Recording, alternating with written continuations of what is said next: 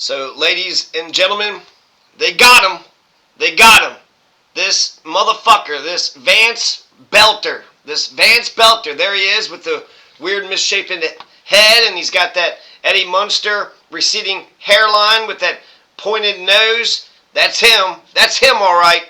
This motherfucker decided to just go around to just start doing a bunch of political assassinations. Isn't that insane? Isn't that ridiculous?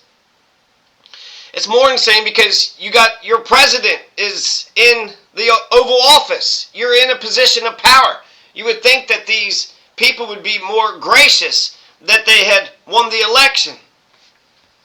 So this is a homophobic, vile piece of shit. This is a maggot. This is a maggot. This is Vance Boelter.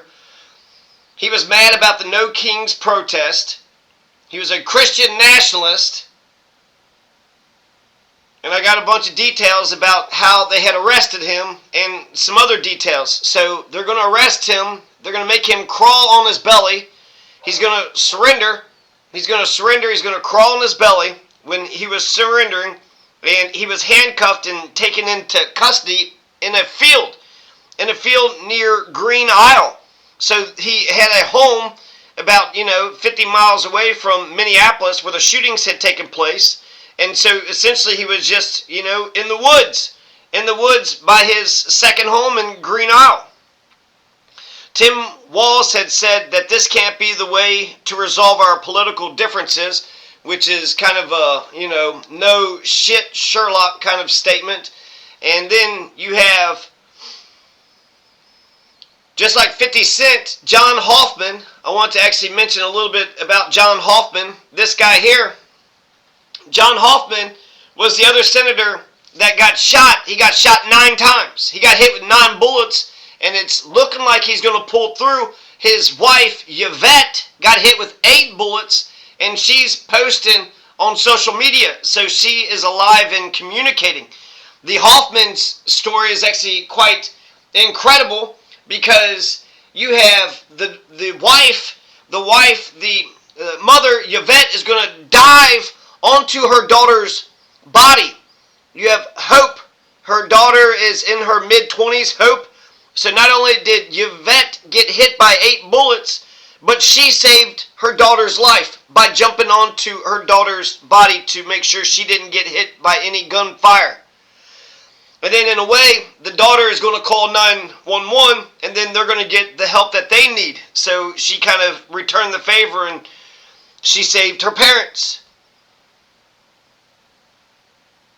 So they got him. They got him within 48 hours. He's been handcuffed. He's been arrested. He's sitting in a Hennepin County jail right now. So they had taken him back to Minneapolis. There's 2 mug shots from the front and the side, him wearing orange prison garb. So it turned out where that car was, where he had left a car and his cowboy hat, it turned out he was actually in the area. And they had him in their sights. He was in the police officer's sights for about an hour and a half. And he was still armed. He was still armed. Here's Melissa Hortman. Melissa Hortman and her husband were both martyred. I mean, this is a terrorist act. This is a assassination. So he pulled off an assassination, and now the House of Representatives in Minneapolis the House goes to the Republicans now. Now the Republicans have the majority. He had a list of 70 other folks, not only Democrats, but also people that were in favor of abortion, and Ilhan Omar, for some reason. We're going to just keep on picking on poor Ilhan Omar. So Vance Boelter had ran into the woods. He was arrested in Sibley County in Green Isle, which is about 50 miles southwest of Minneapolis. It's interesting, the rhetoric that Yvette had mentioned. Yvette said that they were gutted about the loss of Melissa Hortman. I keep saying Hoffman, Hortman. Both of them had H names. Hortman. But Melissa Hortman, she said that she was gutted, which is interesting, rhetoric considering she got shot 8 times. Let's see here. I got another piece of information that said that this guy, this Vance Boelter, had actually worked with John Hoffman himself on the Workforce Development Board. And so how this could have all transpired over some, not just a political dispute, but maybe a personal dispute. Maybe he was, suggesting something about, getting better pens or stationery or something with the Workforce Development Board. This means that he's got connections to Tim Walz's government and the previous administration. So that's remarkable that Vance Boelter actually worked with John Hoffman before. And then people are saying that he never really talked much about politics. So it does seem like, where is the turn? What happened? Did he go to Africa and he's doing all this preaching and he felt like he was a superstar or something, but then he was in the food service industry making decent money, and then he had to work for the morgue. He was working for the funeral home, and he was like taking eyeballs back home with him or something. Maybe he felt like he was demoted. And then later on, somebody had mentioned that, because it looked like he had a fake private, security firm where he was like learning military tactics in Lebanon and Gaza and Eastern Europe, and then he was demoted to just food service worker, and then demoted to, a funeral home director. He's talking about removals. They were doing removals from homes. That next we'll find out that he was just the guy who would stock vending machines.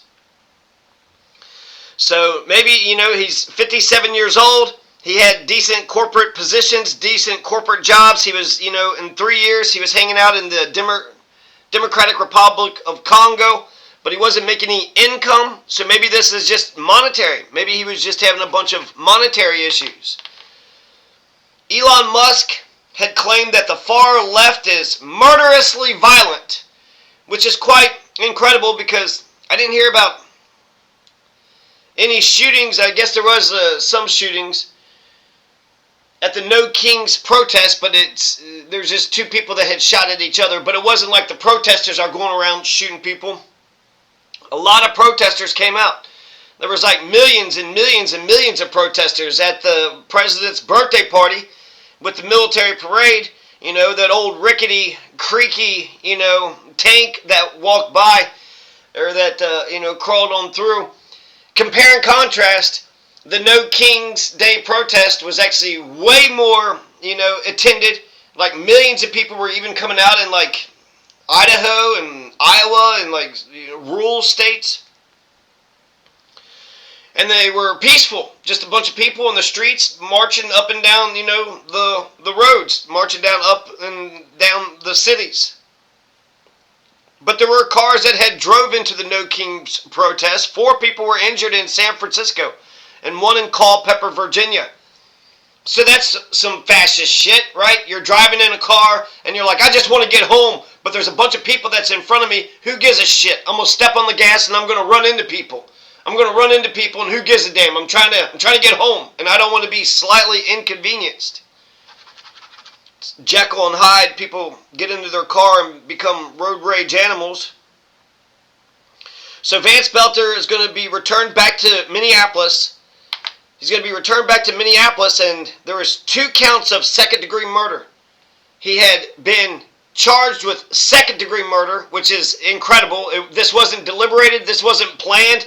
I'm pretty sure you probably could get first degree on him because it was deliberated, it was intentional, he knowingly did it. I mean, maybe they'll charge other charges, 2 counts of second degree murder and 2 counts of attempted second degree murder. Second degree? This is the most first degree murder you could ever think of. They were not threatening him. They did not go to his house and this was not in any way, shape, or form self-defense. I don't even know what defense he could even use.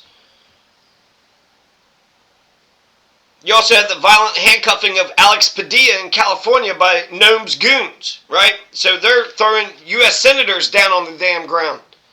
So interesting that Elon Musk is saying, well, the left is murderously violent, And hell, the genocide in Gaza just continues. So that's literally just mass murder of a whole bunch of children. Then you got Israel had attacked Iran. Iran had just attacked Israel. And so we're going to descend into World War III because we got to protect our genocidal buddy. Oh, we got a genocidal friend in the Middle East. They like murdering brown kids. And we probably should tell them to stop. I mean, this is a terrible relationship. This is like the worst relationship ever. This is like we're a sugar daddy of a country that has no respect for us. We're a sugar daddy of a country, but if we speak out against it, then we're, arrested. So basically it's like we are, we have a crack whore for a mother, and then we said, hey, she's a crack whore, and then we get arrested, and then with the sugar daddy, you would like to think that by giving them arms and weapons and guns and all this other stuff, legal protection, UN veto, United Nations protection, nuclear weapons, you would think that we would get something in return for that, but no, we don't get anything in return except for all the bad publicity and the bad reputation. And why do America first when you could just do Israel first? And goddamn America, right? That's the current administration. So Vance Boelter was armed, and they called out to him. It's actually it's pretty incredible that they took him alive, to be honest with you. They had called out to the guy, to Vance, that hey, we got you surrounded. So ultimately, because of him being surrounded, he was in the sight of the police for 1.5 hours. He was actually surrounded by 20 SWAT teams. 20 SWAT teams were out there in Sibley County, near Green Isle, near his farm home, which he shared with his wife and his 5 kids, and they were detained, had a bunch of cash and some guns and ammunition and some passports, so who knows what they were up to. They said that this is the largest manhunt in Minnesota history. This guy did an assassination and an attempted assassination. He's an assassination terrorist. This is an assassin. Which is interesting. I mean, when I think about the, philosophy of Jesus, I mean, Jesus said a bunch of different things. Let me think, like, he's mostly a pacifist. He did condemn that fig tree. He says, if you're not going to produce any figs, or it didn't have any figs, and then he condemned the fig tree to never produce any figs. He turned the tables, the money-changing tables over, kicked out the people selling pigeons in the temple. How dare you sully my temple? But for the most part, he was a pacifist. He was militantly nonviolent. He was, shaking the Pharisees and the Sadducees and the Roman authorities down with just his words, just, his morality.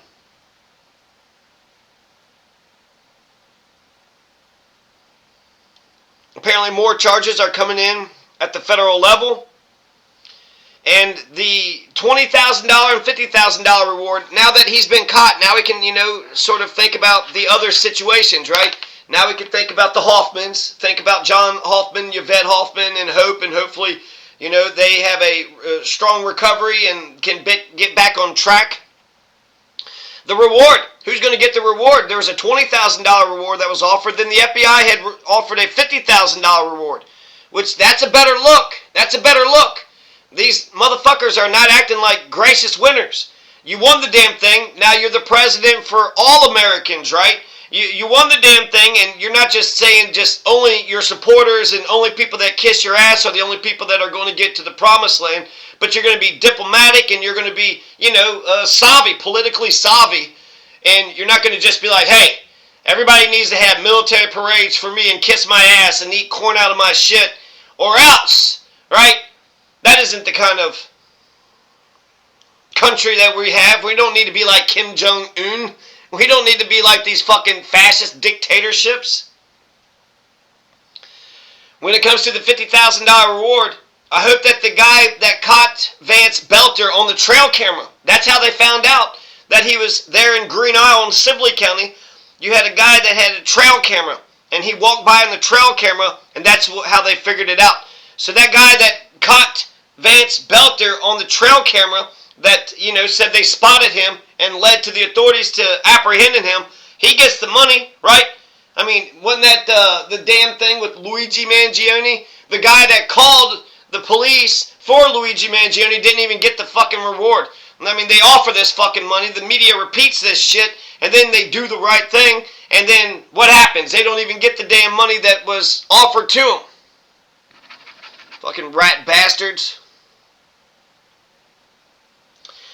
Last but not least, the arsenal that he was armed.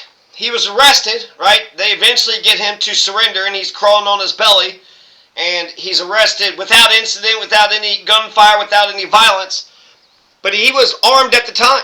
So not only did they find 3 AK-47s inside the vehicle up in Minneapolis, either Champlin or Brooklyn Park, but they found 3 AK-47s and a 9mm handgun inside the car, and then they found another 9mm handgun in the area, so it's like he threw the gun off to the side that he was using. And then when he was out in the woods in Green Isle in Sibley County, he still had another gun with him in the Green Isle, Sibley County woods. So he's kind of, I wouldn't say armed to the teeth, but he could have done a lot more damage than what he did. I mean, 3 assault rifles, 3 AK-47s. My God. And then he was armed at the end. I mean, I don't know what gun he had at the end. So that's just some details about what had happened. And yeah, thank God this, damn bastard has been apprehended. And he'll go through the rocket docket slaughterhouse, so they'll get a conviction on him. And they should press first-degree murder charges. I don't think they should have. It won't be hard to prosecute him to the fullest extent of the law, right? I would think that the trial. I didn't like how King Super situation, the King Super shooter shot and killed 10 innocent people, and then the prosecutor is going to get him like 50 lifetimes in jail or something. That doesn't do anything. 50 lifetimes in jail is the same thing as a single lifetime in jail. Maybe because of parole, maybe you could put like 2 or 3, but he got, 50 charges. He got, guilty verdict on 50 charges. The police didn't arrest the King Super's shooter right away, and then the prosecution took like over a year in order to get this guy prosecuted. That's just so much time and money and resources that's wasted on one person. Really, it's, expedite the thing. Get the thing done. If anything, hell, get a plea bargain, life in prison. He knows, if anything, he's probably worried about capital punishment.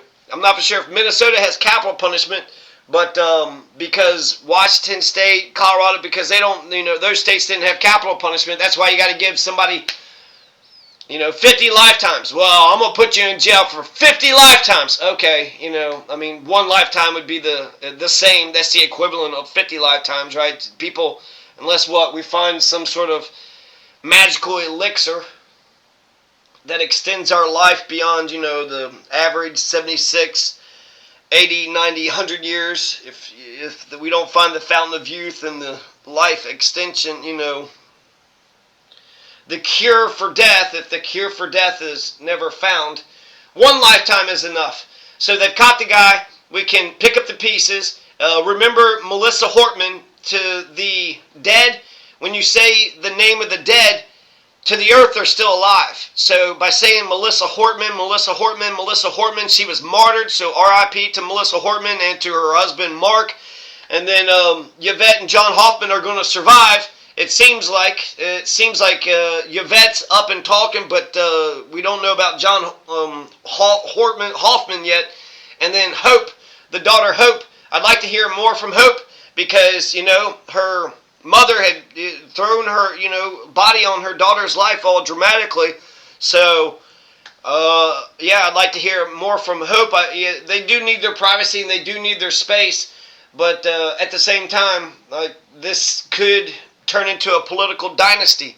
They could turn this entire thing around. And even though this is a tragedy, for these state lawmakers, for these state politicians, if they're politically savvy, then they could get all the, love and sympathy and empathy in the world.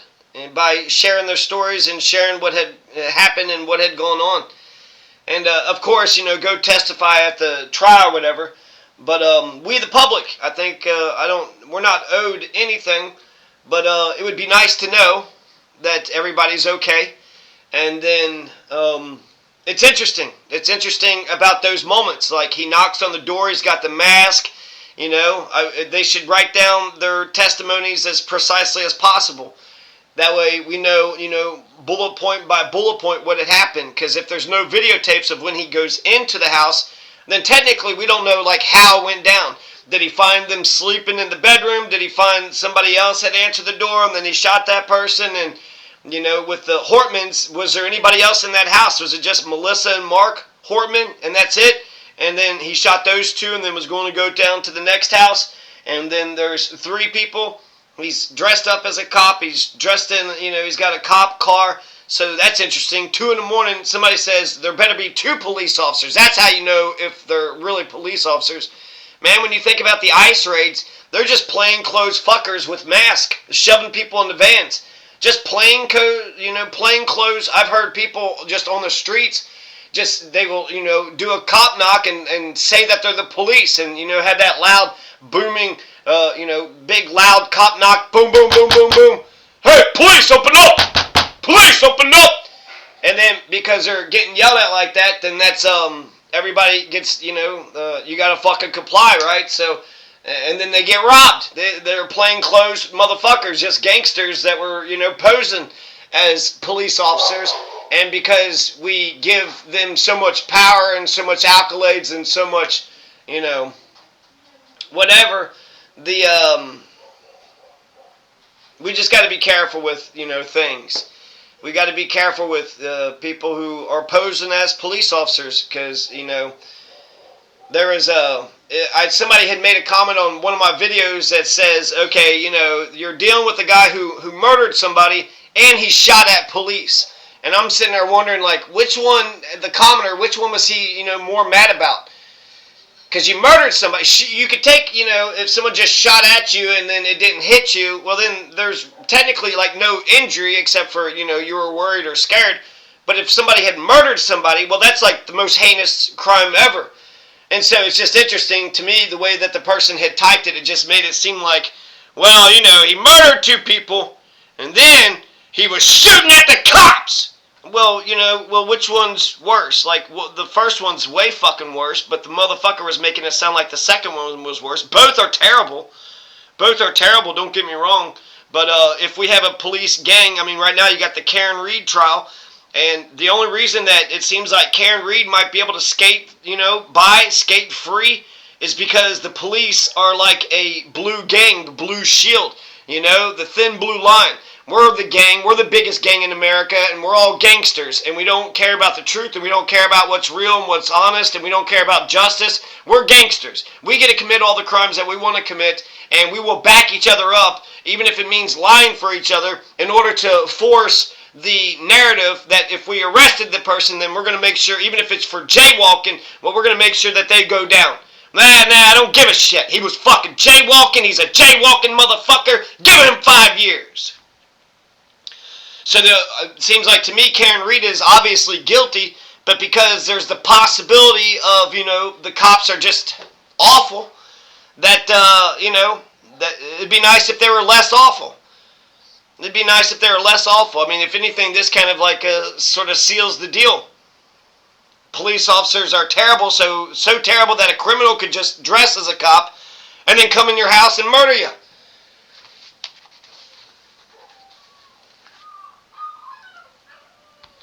And then he was doing it for abortion. So technically in that like pro-life, so he's like saving lives. So I don't know if you can make an argument that he was... That I could see them making an argument, the right wing, I'm left wing, but I could see the right wing making an argument that if you do an abortion or you're for abortion, then you're for, murdering babies. But then, fucking Gaza. They're literally murdering babies in Gaza. And I don't hear too many people actually speaking out against that. Not enough people are speaking out against it. And it's fucking disgusting. So, Yeah, if the police could be fucking better and not such violent criminal thugs, that'd be nice.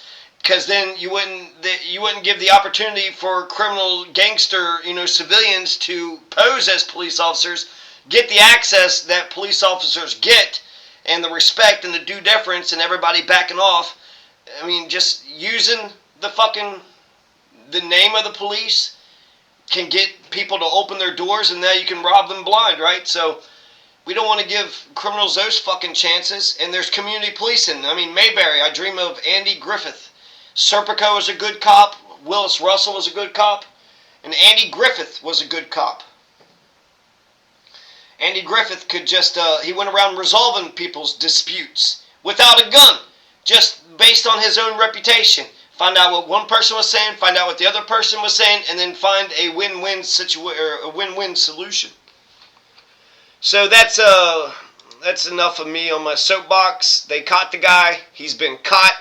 And, yeah, good. This actually is good for the police. This is a good look for the police. You got one. You got a point. All right, good. Within 48 hours, you're able to get this son of a bitch. There's other people that are being murdered, so, hopefully they'll take the lives of regular civilians and citizens, the average voter. Hopefully they'll take our lives. The little people's lives, are just as important as anybody else's. So hopefully they take our lives to be as serious as they took the lives of these lawmakers, and they, apprehend other people who are going around shooting people. Because there's like 50 people being shot and killed like every day in America. Sometimes police, most of the time not. So you just got some random ass gangsters going around shooting people. So this is a point for the police, good for the police. You caught the bastard. Now we can take a breath, a sigh of relief, and then focus on the important things, right? Smell the roses, take time to smell the roses. Life is short, and so, yeah. Good for the police. Good on the police, all right? All right?